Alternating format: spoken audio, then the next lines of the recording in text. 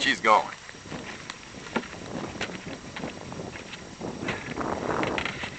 Welcome to a wonderful Sabbath morning. I got up this morning about 4 o'clock. I was hoping that this series here was over with. In fact, the information I'm going to be disclosing here, I had written a book that had over 600 pages, and I was led instead to finish it, and I was that close to finishing that book. It was called The Devil's Bloodline. And in there it had a whole lot of my life experiences. My children actually are the ones that wanted me to write these things because they're stories of my past. They've been there presently when I died a few times. I've got a heart palpitation problem, or at least I did.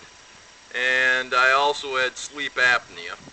But one time in particular that I had died, I made up some sour cream with, some onion powder and such, and I made a nice little dip out of it. And we was sitting around eating corn chips and eating the dip, and I always had a quart jar of water that I have there, and I went to wash down the chip and dip, but it went down the wrong hole. A whole mouthful went down in my lungs, and I remember it was like, my head went back, and that's why I refer to the camera as if when the batteries go dead, that's all there is to it until new batteries are replaced. I felt my batteries fading out. There wasn't any light at the end of the tunnel, but my children were in the background, and I heard them screaming, "Call 911, 911!" It would sound like they was 100 miles away, just screaming, "Call 911!" And I'm sitting there, and I was, I was just about completely out. And that's when I seen this, and it's hard to explain. I mean, if you've never seen a Malik before, they're very hard to explain. They're very bright beings, beautiful. I mean, I seen one time just the foot of a Malik kick a fellow in his, down toward his ankle, and it shattered his ankle, but this fellow was trying to kill another individual, and that was in my own, on my property, and I seen the leg come out of nowhere, and it just shattered the ankle, and I prayed for the fella, and he was healed within just a few short months. He had an operation and everything on there. I mean, it crumbled his ankle, and he was walking around on it within just a couple short months afterwards. But anyway, I was sitting there in my chair after I had just drowned myself with chips and dip and, a big old gulp of water. And as my head was laying back, I heard someone say, "It's not your time yet, boy," or something of that sort. And I felt, and I know you'll probably think I'm crazy, but my teeth were loosened afterwards, but something had reached down my throat and into my lungs, and the pain that was behind that was quite immense. But it pulled all that stuff up out of my lungs for the most part. I ended up getting severe pneumonia afterwards, but all that stuff had come out, and my children sat there amazed. They knew I was dead. Another time, it wasn't too awful long after that when I finally got rid of the pneumonia, and I was sitting in the living room. We were sitting there watching a movie, and commercial came on, I guess, so we had put it on pause, and I was sitting in the chair, and all of a sudden I just remember that my heart stopped, and I could feel when my heart stops. It's done it many times before. And I could see everything was dimming on me, I was going out, and I knew, I believed at that time it was my last moment, and I was quite satisfied. I already lived a pretty decent life, but I didn't really want to die in front of my children. But all of a sudden, there was like an eruption that went on inside of me, and I felt myself being rejuvenated, like I had a recharge. I was put on a charger or something. And all of a sudden, I had a projectile vomit that came up, and it went, straight across the room and all over the floor, but it was pure water. And there was quite a bit of it. And I remember sitting up, and I started just vomiting up all this water. And my children, they had a popcorn bowl that we had that probably holds about 1.5 gallons. And they put it in front of me, and I filled that whole bowl up with this water. And they brought in a 5-gallon bucket to me, and I vomited up almost half of that 5-gallon bucket as well. But the thing is, I really didn't drink much for water, prior to that, and that's what came up was water. There wasn't anything else in there. It was just this water that came up, and then I became conscious again. I felt pretty ill. My throat hurt, and my chest hurt from vomiting so much of it up, but I probably vomited up close to 4 gallons of water while we were there. My children were just totally amazed, and that's, one of the reasons why they had wanted me to write this book. And, of course, it doesn't have all the experiences from my deaths. I really don't even need to get into that stuff. More or less, I was hoping that this series was over, but I woke up this morning around 4 o'clock, and I was laying there, just wanting to, praise my brother before I got out of bed, and my Father Yahweh, and I laid there praying, and I was urged to get up and start watching some videos on life and death, some of these afterlife experiences and such, and there's a lot of poor delusional people out there that are led by forces that they don't understand. And the whole purpose behind this is that Satan wants you to believe that no matter how wicked or how cruel you are, that you're going to live forever, and that's why they've got heaven, hell, and purgatory and things of this sort where mankind is supposed to go to after they die. But that's simply not the case if you've looked at my other videos prior to this. In fact, this would have been the 4th video, but it turns out to be the 3rd. I explained in the what's the 2nd video that I had seen something that had crossed behind me. I was looking at the video, and I've got a little pop-out screen so I could see when, the videos end on me abruptly at times here. And I seen something go behind me, and I'm used to these things, more so when I was younger, because the dead used to come to me at all times. In fact, the dead were around me more than the living were, and even the living were dead, but still breathing and eating food and going to the bathroom and taking trips and vacations. But for the most part, everybody was dead, still is dead. Very few today on the planet actually are the living. And like Yahshua told one of the fellows wanting to follow him, he said, well, let me go and bury my father first. And Yahshua said, well, let the dead bury the dead. So it's not skeletons that are coming up out of the grave to bury those that'll be turned back to dust, and maybe their skeletons will remain. It's nothing to do with that. And a man is appointed to die once, and after that they should fear the second death, and I've explained those things in this other video. But that one video in particular, I seen the thing walk behind me, and I'm right up against the curtain in the wall, so it was really nothing that could walk past me. So I continued and furthered on that video, the second one, and then I seen some movement in the front. I could see the things there, and then all of a sudden my batteries had gone dead, and I had explained it in my last video. But then when I went to uploading these things, that video wasn't even on my camera. Otherwise, I would have uploaded what was there, because what I was speaking of was quite important. I had brought out the part about the rich man, you know, where it was talked about it'd be easier for a camel to go through the eye of a needle than for a rich man to enter into the kingdom. And that's why I kind of picked up there in the last video. But basically what an eye of a needle is, it's a narrow pathway inside an alleyway or whatever, and it's kind of squat down. Sometimes, you know, men would have to duck to walk through it.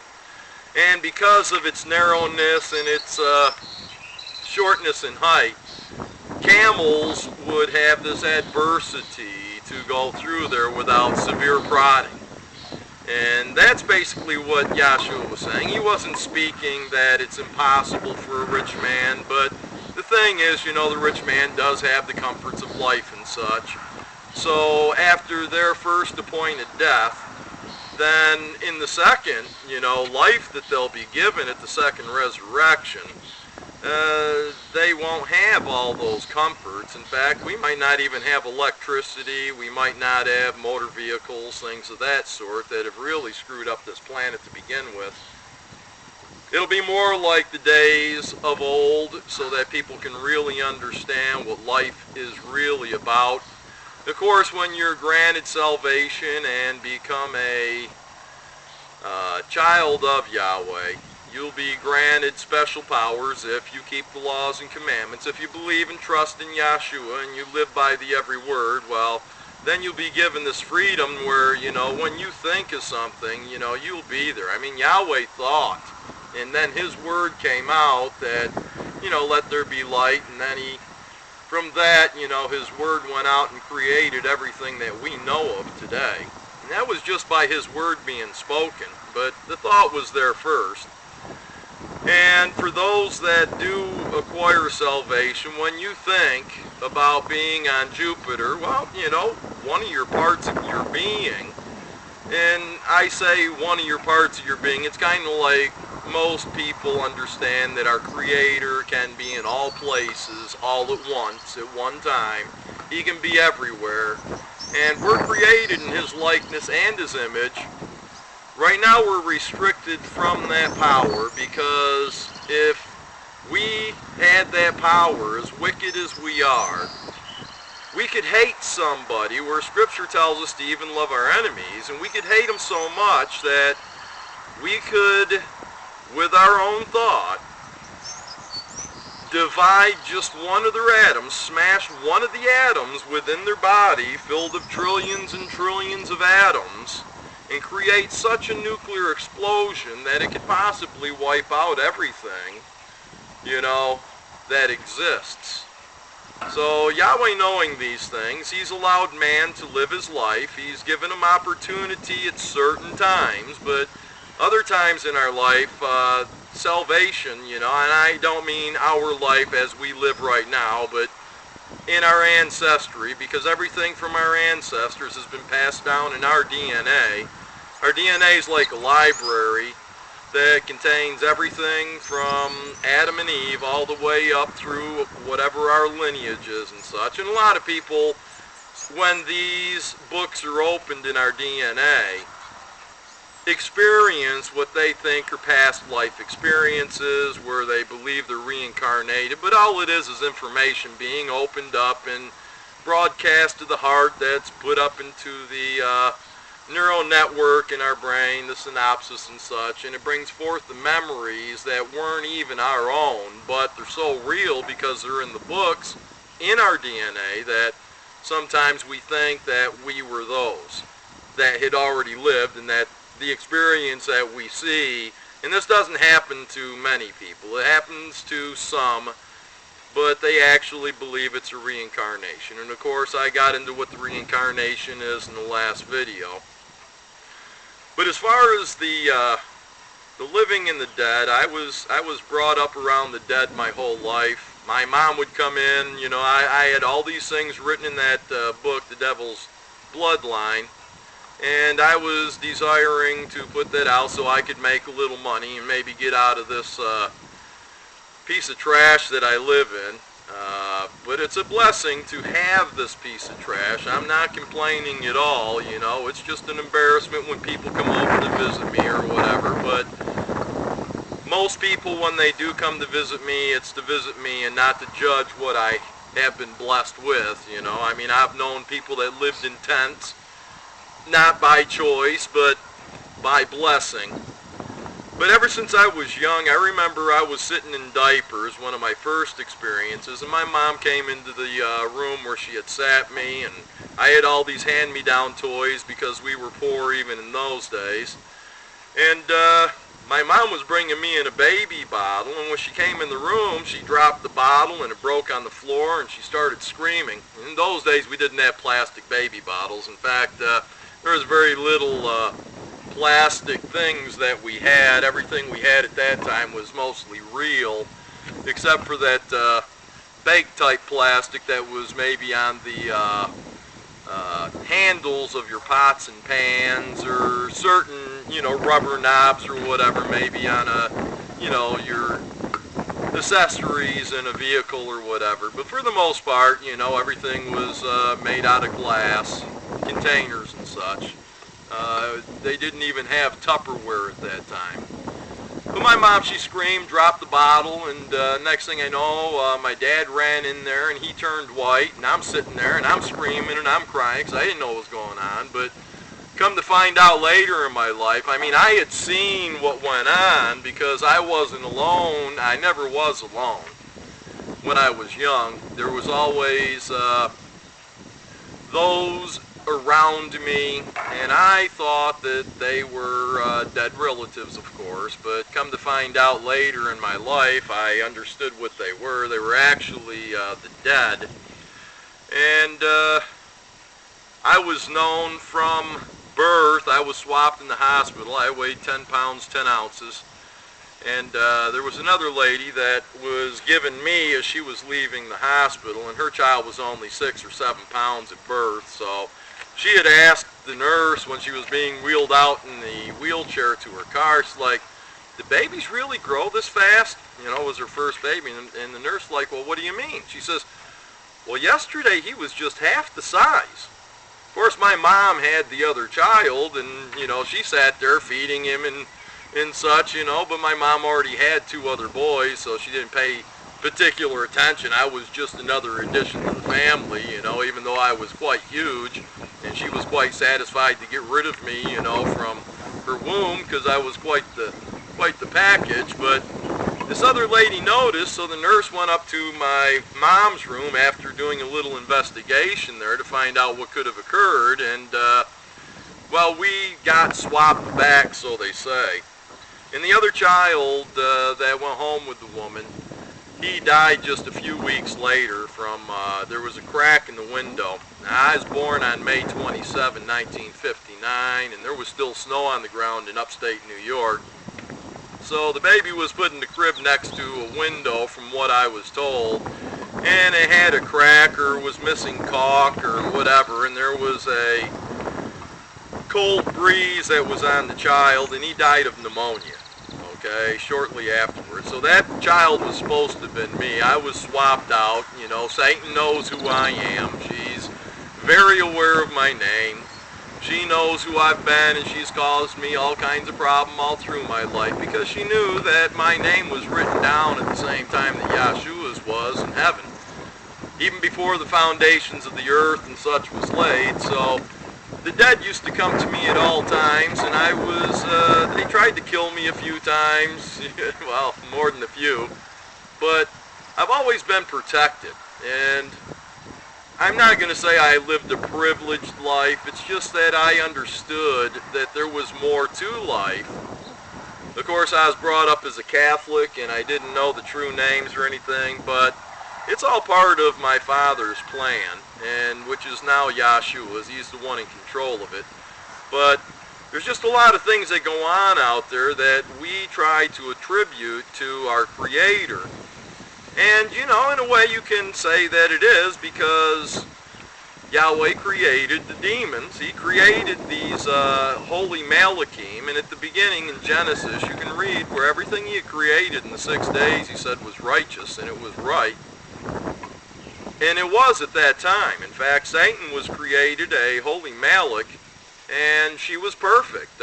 She kept the laws. She was supposed to have taught mankind the laws, but then she rebelled and actually divorced our Creator. And I know a lot of people have a problem with, trying to say the devil was married to Yahweh. But, well, you know, if you do studies and research in the scriptures, you can see where that's true. In fact, you know, it's even told where Yahweh has divorced Israel. So, if he divorced Israel, the nation, then I suppose you'd have to say that he was married, because how could you divorce something or someone unless you were married to them? But anyway, I had the dead that was coming to me my whole life, trying to mislead me. I was listening to them. I was talking with them. I was no different than a medium, I suppose you could say, but I was one that had no understanding. I didn't know. I thought these things were normal. I found out pretty quickly after I learned to talk that not many others ever seen these things. In fact, when I spoke of them, it freaked out people quite a bit. I became a black sheep of the family.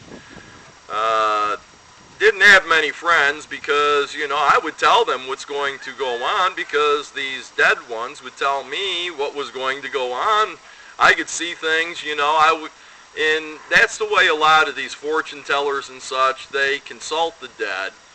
And when somebody goes to these, when in your scriptures it tells you not to seek them out, not to, you know, follow these ones that follow the dead. And when people do, they submit themselves to that spiritual realm of Satan, the devil, and their demons, the fallen Malachim, the angels. There's no angels of Yahweh, okay? Angels are messengers of Satan, the devil. And the messengers of our Father Yahweh are the holy Malachim. And the fallen Malachim that have followed Satan are the angels or the demons and ghosts or the spooks, the orbs, and, you know, whatever else you want to call them. And they are the ones that deceive mankind into thinking that, you know, they're the spirits of old Uncle Josh and such because, well, Uncle Josh died and so-and-so had this private conversation with Uncle Josh that was to be kept secret, and, well, this being comes to the individual and says, well, I'm Uncle Josh, and the guy says, whoa, ho, ho, ho, man, you know, I don't know about that, and then the demon tells you, oh, well, yeah, remember when you and I was standing over there by the pantry in the kitchen, and everyone else is off doing other things, and you and I discussed this that we said we'd never talk about, and I'm so glad you didn't discuss this with anybody. Oh yeah, it's got to be Uncle Josh. How else would anybody know? Well, the thing is, you know, what the job of Satan and her angels are is to document your life. They're record keepers. They're also there to deceive you and to mislead you, but for the most part, they're record keepers, and they're preparing a case against you for the day of judgment. Of course, we have Malachim at the same time. Each of us are assigned a holy Malach that also keeps record of everything. Now, our Creator can see our heart. He knows the thoughts of our heart and our mind, and that's where Satan is restricted from. Satan doesn't know, neither does their angels. They don't know the thoughts or the intent of a man's heart, but they do know what comes out their mouth, and they do know their actions, and that's what they keep records of. So when Uncle Josh and that fellow was there having that secret conversation, well, you know, the devil, you know, had her angels writing down everything. It's a perfect record system that Satan has. And in many instances, when she sends one of the angels or she appears herself to individuals to deceive them, to make them think that when a man dies that they go to heaven or they go to hell, which is completely untrue, as I explained in my other videos. all that's taking place is the records are being brought back up. It's the same thing if you go down to the DMV, you know, and you want to renew your driver's license. They hit a couple buttons, you know, and I mean, we've only had computers, you know, for the last, you know, couple decades. But before that, everything was handwritten. Well, Satan and her angels, you know, they know these things, and because they're spiritual beings, the records that are being kept don't even have to be on paper or in a computer system, but they are transmitted between these beings in the instant of a thought.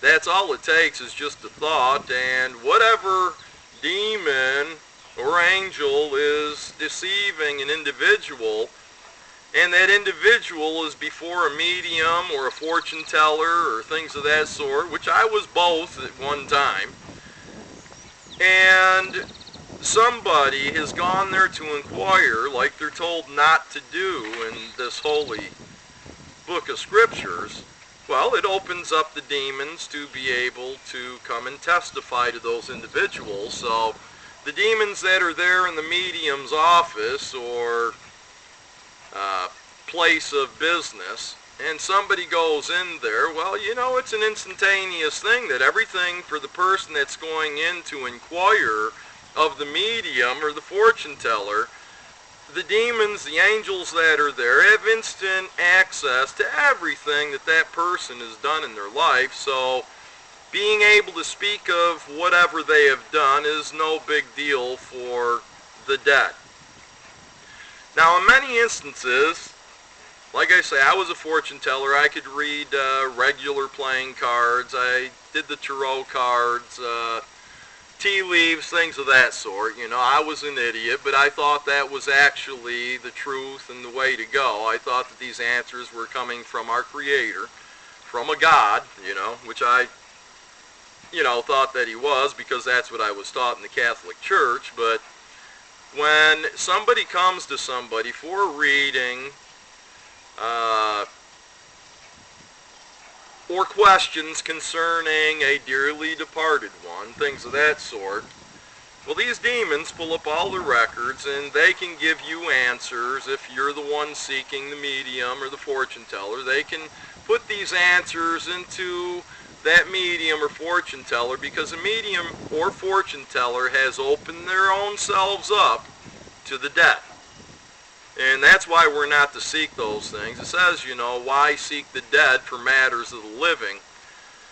And everything can be revealed. Now, with a fortune-telling session, you know, they portray the future in certain things where the cards are laid out. And then thoughts come to the fortune teller, and I'm telling you things from my own experience. I mean, when I read the cards, I was so demon-possessed at the time that when somebody came in seeking, you know, the dead, I was able to tell them almost anything they wanted to know about their past. And it was in great detail. I would know their names. I knew when they were born, and I can't even remember my own children's birthday, you know, for the crying out loud. A lot of times I can't even remember my own birthday because I don't celebrate birthdays, and you know, the day of my birth really has no meaning at all to me. In fact, I have always kind of regretted that day. Even Job and a couple of the others said, oh, may that day be cursed, you know. And I feel the same way, because I had no desire to be born. I didn't ask to be born. But anyway, when someone would come to me, I would tell them who they are, and they would instantly understand, wow, this man is something. You know, he knows all these things. I must be a prophet or something. Yeah, I was quite some prophet. I was just speaking what the dead was telling me. And as I would read their tarot cards, and I would see things in the future that was to come, and I tell them, you know, hey, look, you know, you're in for some severe problems here, but if you'll just do this or you'll do that. And sometimes, you know, because I was a warlock, I'd make up different potions and powders and things of that sort that I would also give to those who came to inquire of the dead. And I tell them, when you see this, just take a little pinch of this powder and put it on your phone and put it on your threshold, or do it with this or that, and you'll evade that problem. But if you don't do it, then know that this is going to come on you. And it was like a 50-50 situation, where they would do as I told them, and by doing that, they were actually honoring and worshiping the dead. They were being obedient to the dead. They were offering these offerings, the powders, the potions, the incense, things of that sort. They were honoring the dead with these things, so then they would escape that situation. Now, on the other cases where people refuse to make the sacrifice to the dead, well, these demons, they have, for the most part, every single human being on the planet today. They can manipulate their movements. They can blind a person temporarily, not as in, you can't see, but there could be something in front of their face like a vehicle, and they're driving, and that person I had just made the tarot card reading to, or the playing card reading, would be driving down the street, and I told them, hey, look, when you see this certain instance come, you need to make this offering. You need to do whatever with the powders or the potions, or just say a certain prayer or chant. And when they refuse to do so, when they seen a certain, it might have been a can of paint falling over, for no reason, something of that sort, that should have prompted them to do what I told them. Otherwise, this other thing was going to come on them. And sometimes it was accidents in vehicles. And it's easy for the demons. They are in control of the dead that are walking around, breathing, and talking to one another, making movies, and cook shows and everything else, but they're all dead. And it's easy for the dead to manipulate the dead. And in these certain instances, when the dead weren't honored, the demons and the angels, by the sacrifice, well, the fellow would be driving down the road, after not doing what I told him he should do when he's seen certain things, and someone else would be driving along, and they would just not see this other fella's vehicle that came to see me, So all of a sudden, the guy just pulls out, and boom, nobody really died, but there were some people maimed pretty bad from not taking the instructions when they came to me. And I showed them what was going to go on, and I explained to them in detail, and yet they didn't believe at first. But then they would come back total believers. So Satan had a win-win situation there, because it really doesn't matter what a man believes. If he goes seeking the dead through a medium or a fortune teller, things of that sort, wanting a seance to communicate with the dead, well, they open themselves up, and it doesn't matter what they believe. They've opened themselves up to demon possession and many other manipulations by the dead. And I learned a lot of these things, as I say, from my youth. The dead, if you ever watched the movie Sixth Sense, then you'd understand what I lived when I was younger. But as I started growing in the faith, once I had my vision, where I explained in From the Dark into the Light, series that I did in videos, you could take a look at those, where I had a vision of who I thought was Jesus, because I never knew Yahshua. And it turned out it was Yahshua Messiah that came to me, and he didn't have holes in his hands. He had them in his wrists, where he had been hanged on the tree. He wasn't on a cross. That's for Tammuz and, Nimrod's son. That's his sign. And the crucifix was way before the death of Yahshua. In fact, Satan wanted to humiliate Yahshua the best she could, and that's why he was nailed to a tree, because it says, cursed is a man that is nailed to the tree. So Yahshua took the curse of breaking the law on himself so that you can have freedom. But very few today have understanding Very few on the earth today have life. And everyone else is walking around dead, and they're all appointed to die the first time. Their batteries will be removed. But a lot of these people with their next to death experience and such, their batteries were never completely removed. They was drained, and then Yahshua, had recharged them a bit, which in almost every instant when somebody had a close to death experience, a lot of these things are that memory card in our cameras, and sometimes when a device is low on power, it kind of like malfunctions or whatever, but it brings up all these, a lot of people have their life flash before their eyes, and that's kind of like when you upload from a camera. This here is going to go on for about an hour or so, but it's only going to take a matter of minutes for this to upload to the computer. And that's what occurs when someone gets close to death. They just have this kind of an uploading experience where everything that's on their memory card just comes flashing before their eyes quickly. And as one grows and becomes older, their morality and their outlooks, their whole being starts to change and evolve, and they're no longer the child they was at one time. And when they see a vision, or the imprints of their mind that come flashing before them from when they was a child, and they see how horrible they may have been. And then they have been studying in scriptures or hearing of a message or knowing that there's something else out there. Well, a lot of these people use that as a gauge, and when they come out of that near-death experience, well, it's pretty much life-altering for them, and then they go off looking for Jesus because, it's not revealed to them what the Son's true name is. And as far as the near-death experience, nobody that's at the near-death really has absolutely died. Okay?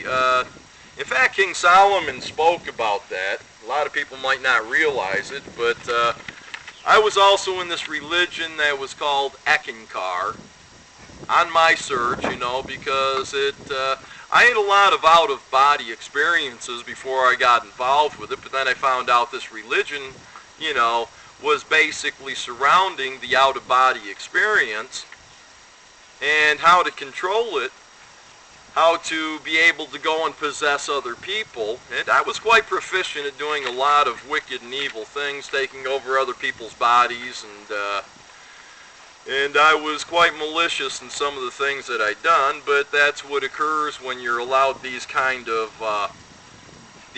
powers. In fact, when Yahshua was hanging on the tree or on the stake, there was a man next to him that was, making fun of him, and another fella, hey, you ought to shut your mouth there, buddy, because this man didn't do nothing wrong. So Yahshua, of course, told the fella, he says, this day you'll be in paradise with me. Well, that paradise is when the batteries are removed from your camera. You have no more thoughts. You have no pain, no sorrow, no suffering. In fact, if people really put themselves into the scriptures, they'd see that, Yahshua himself said that he would be in the belly of the earth. He'd be in his grave. He would not be any place else. He said he would be in the grave for 3 days and 3 nights. So if it was that day that the man would be in paradise with Yahshua in heaven, then Yahshua was a liar, because Yahshua wasn't in heaven for 3 days and 3 nights. He didn't. In fact, when Miriam Magdalene ran down to the tomb where Yahshua was and found the stone rolled back, a couple Malakim sitting in there asking her, well, who are you looking for? Well, when she left, she ran into Yahshua, who she had most likely ran by and didn't recognize. But on her way back, she seen him, and she went to grab a hold of him, and he said, hey, don't touch me, I have not gone to my Father yet. So he had been there 3 days and 3 nights, and he still hadn't gone to his Father yet. But yet he told this man he'd be in paradise, and the man was in paradise because his batteries were removed, and when he does have the batteries put back in, it will be for the first resurrection, and it will be just like that day, okay, for him. Now, as far as what King Solomon had been talking about, he talked about this silver cord in Ecclesiastes 12, and in that religion with Eckankar, they do discuss the silver cord quite a bit. The silver cord stretches, and they talk about how demons will try to come up behind you, and I've seen some of these things where they'll grab a hold of that cord and they'll try to break it, and if it's broke, well, then you're lost. You cannot get back into your body once that silver cord is broken. And the reason why I had believed it right off the bat is here in Ecclesiastes 12:6, or 12:6 through 7, where Solomon spoke of it, and he said, remember him, talking about Yahweh. He says, remember him before the silver cord is broken, and the golden bowl is crushed, your body. The pitcher by the well is shattered, and the wheel at the cistern is crushed. Talking about your body, where you can't get back in. There's nothing there to hold your self, I guess. Then the dust will return to the earth as it was, and the spirit will return to Yahweh who gave it. And of course, I discussed in some of my videos about what the spirit is. It's basically, well, you know, it's kind of like this book here, you know, that's what it's a guide, or maybe a road atlas if you're on a trip, and that guides you. Well, this here belongs to Yahweh, though it's given to me, okay, this is my spirit say, it's given to me. Well, when I die, it's returned back to our Father. It doesn't have all my memories and everything there. I mean, that's what the Malachim keeping the records are for, and Satan and her angels to keep those records, but that isn't my essence. That's my guide. When the breath leaves my nose, when the silver cord is cut, when the batteries are removed from the camera, that's it, okay? You're all done. And here in Revelations 21:8, you know, this is something that Pat Roberts, or Pat Robertson, whatever his name is there, from the 700 Club, I was watching one of his videos, and he always cracks me up because he acts like he knows something, you know, but the guy's really like lost in himself. This Revelation 21 and verse 8. Well, let's start with verse 7. Okay, it says, he who overcomes shall inherit these things, and I will be his father, and he will be my son. Now, of course, it also means she, as far as women and such. If you overcome, you'll be his daughter as well. But men were, for the most part, I mean, if you look at the genealogies and such, you find very few women ever mentioned in the genealogy. So the men, it's their responsibility. They're the head of the family, the head of the woman, the head of the children. So they're the teachers, and that's why man is mentioned the most. But anyway, he talks about, he who overcomes shall inherit these things, and I'll be his father, and he shall be my son. But for the cowardly and unbelieving, and abominable, and murderers, and immoral persons, and sorcerers, and idolaters, and all liars, their part will be in the lake that burns with fire and brimstone. Okay, so immediately a lot of people think, well, shoot, man, when somebody lives and if they're committing these things, then they're going to burn in hell forever. As I explained in the last video, that's not the case, because seldom do they read the last few words that are in here, and I hope that I explained well enough about the second resurrection, how every man, woman, and child is appointed once to die, okay? But you're to fear that second death, because when you're resurrected in that second resurrection, you'll be given all understanding. You'll know this book by heart. It will be part of you. But because of the past life that one has lived, that memory card is still in them from the camera that the batteries are removed. Now it's the batteries put back in and the memory card's there. and they remember the life that they had. And that's why people like Hitler might have a problem. He had complete control over an entire nation, and he was trying to take over the world. He had the power of life and death in his hands. He was just like Caesar or whatever. And for him to be resurrected and maybe have to shovel a ditch, to earn his bread in the second life that he's going to be allowed. And Yahweh wants none to perish, neither does Yahshua. And that's why the second resurrection will be so important for some. But, some people that have lived a life and have the memories of how easy it was, or things they took sick pleasure in, and then they return to that, well, they won't have what's coming. And this is what is being spoken of right here, is after that second resurrection. And it's simple to see because it basically says it right out here. If you understand the information I just gave you on that, it says, he who overcomes shall inherit the things, and this is verse 7 and 21, 7 and 8 we're going to go. He who overcomes shall inherit these things. Okay, so when you get up on the second resurrection, if you overcome what you did in that first life that you did, and you get rid of the wickedness that is still in your memory card during that second life, if you overcome, you'll inherit these things, and I will be his father, and he'll be my son. But for the cowardly, and unbelieving, and abominable, and murderers, and immoral persons, and sorcerers, idolaters, and all liars, their part will be in the lake that burns with fire and brimstone, which is the second death. Alright? So you've got to be resurrected before you can experience the second death. Many people that have been alive on the earth and had near-death experiences, and that's probably the most proper term, though a lot of people believe that they actually did die, and then they was resurrected again. Now, even Lazarus, that Yahshua rose from the dead, Yahshua was quite specific and very clear when he had told, the disciples that he was asleep.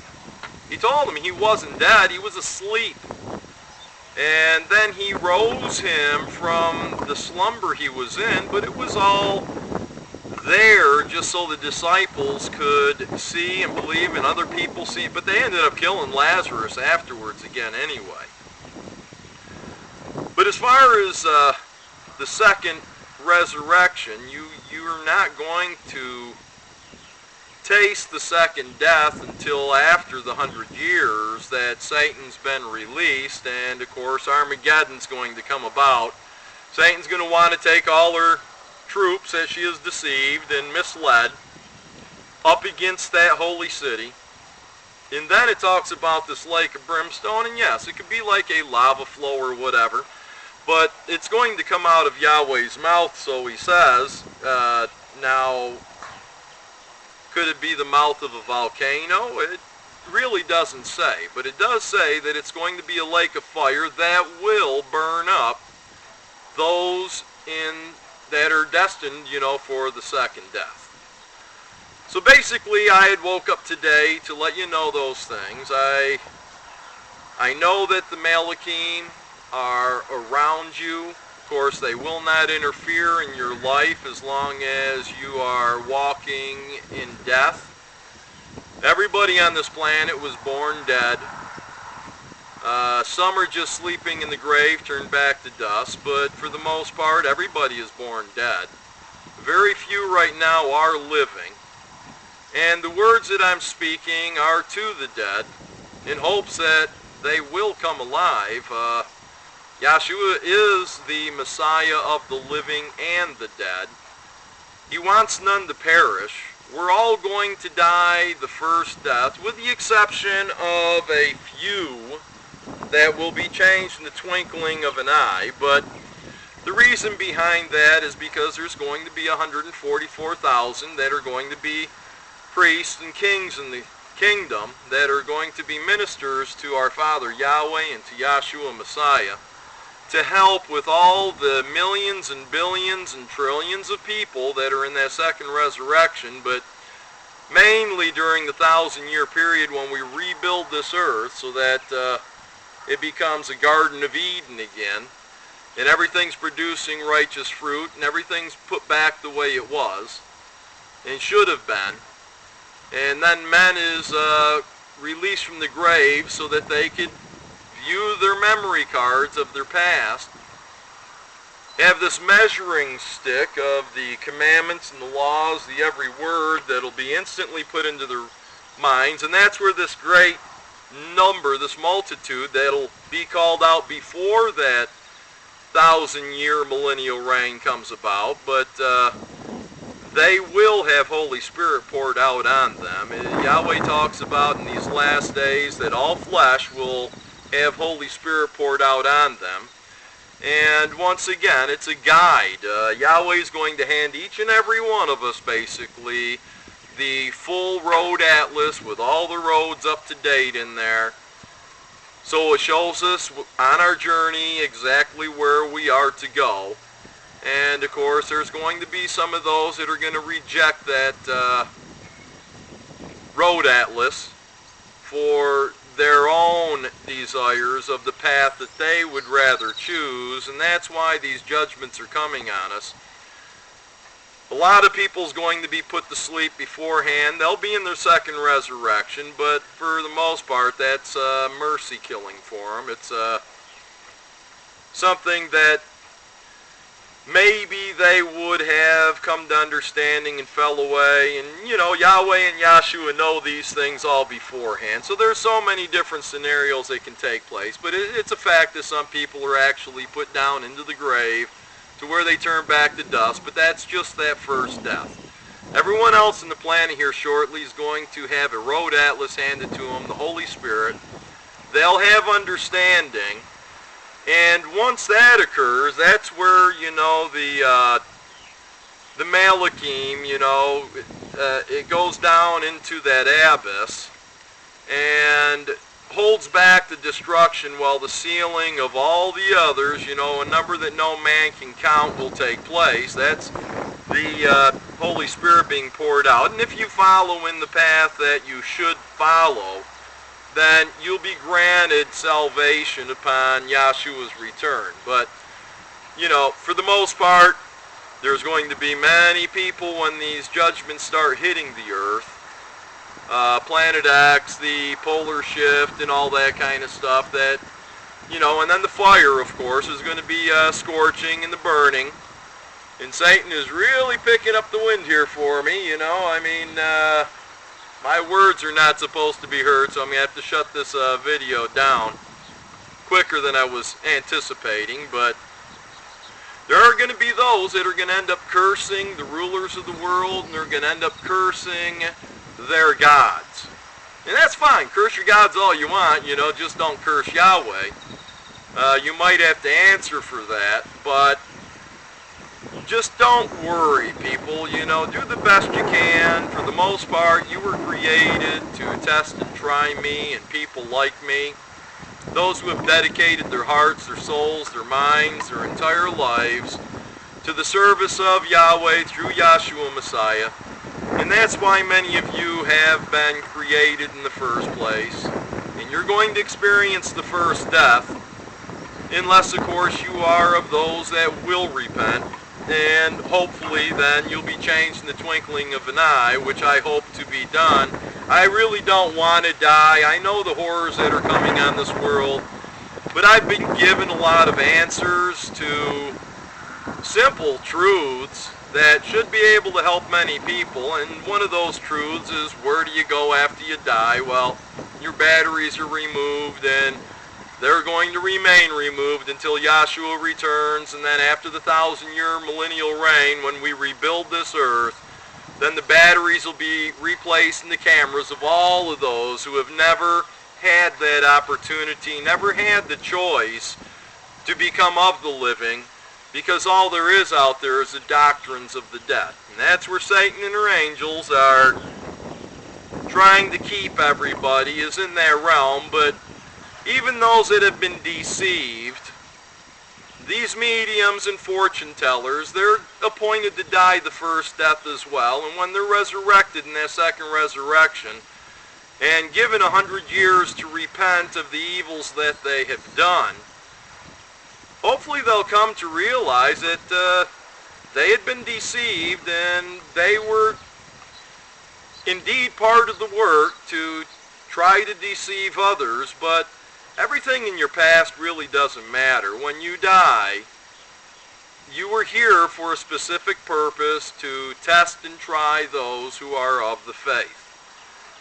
And of course, since 325 AD up through, the deceptions have grown deeper and deeper throughout the generations to where in these last days, with the computer and all the books and everything we have, easy access to much knowledge, even though it's a perverted and twisted knowledge, there's no understanding there. So therefore, you can't really obtain life through the writings of men.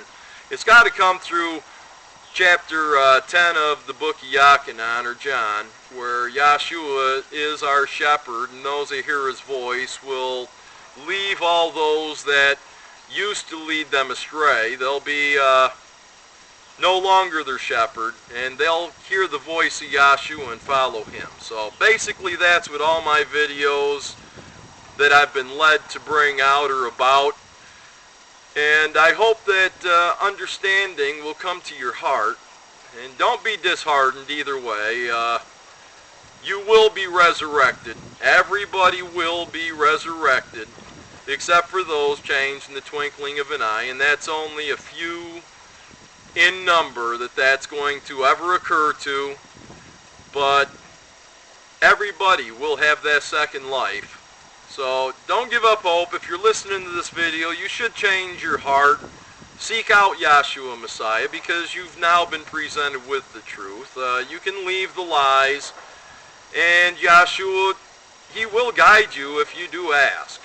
That's a promise he made. If you really seek him and leave, and that's why you got to come to him as a child, because you've been brought up with all this false knowledge and wisdom. You're a know-it-all. You're an adult in what you think, and you believe you know everything.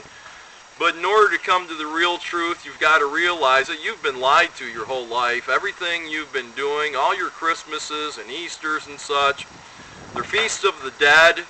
Only the dead participate in those things. You'll never find one of the living, one of those who are actually following Yahweh through Yahshua Messiah.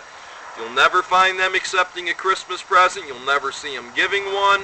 They're not going to be singing Christmas carols and those things that Yahweh hates. You could read about that in the book of Amos, where he tells you right straight out, I hate your festivals. I hate your feast days.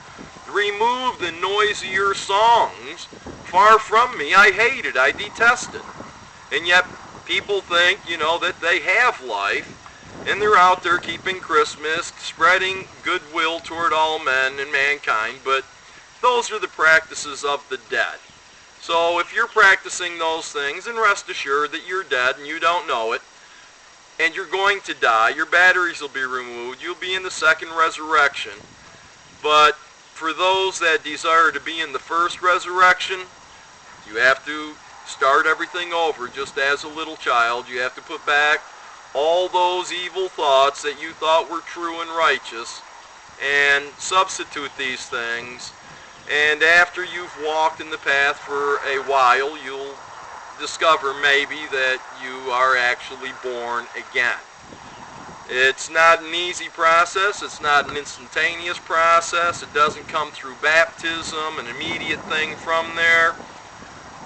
In fact, I've discussed how Holy Spirit was poured out that day of Pentecost on the circumcised and the uncircumcised. And then they were baptized afterwards, but they actually did receive Holy Spirit. And that's how it's going to be again today, when Yahweh pours out his Spirit through Yahshua Messiah on all flesh, and everyone's given their guide, everyone's given the road atlas, the Holy Spirit, to guide us. And then after that is poured out on all flesh, there's going to be some mass baptisms going on. And then hopefully you'll understand. But, for those that have a little bit understanding, can hear the words of Yahshua's voice coming out my mouth, that are circumcised in heart and an ear and an eye, and their minds are circumcised to the truth, got rid of the nasty filthiness, then hopefully you'll be there in that first resurrection. If not, changed in the twinkling of an eye. So please contemplate these things, consult your scriptures. Don't take my word for anything. I mean, you can consider what I said, and I absolutely do assert that you do so, but prove it for yourself and hold on fast to that which is righteous. I'm not going to lie to you, that's what your preachers are for. So until I start another video series, I think this one's over. I say to you adieu, study, peace be to those that seek it, and always reverence your father, your brother Yahshua in all things, and peace be to you as you study the Holy Word.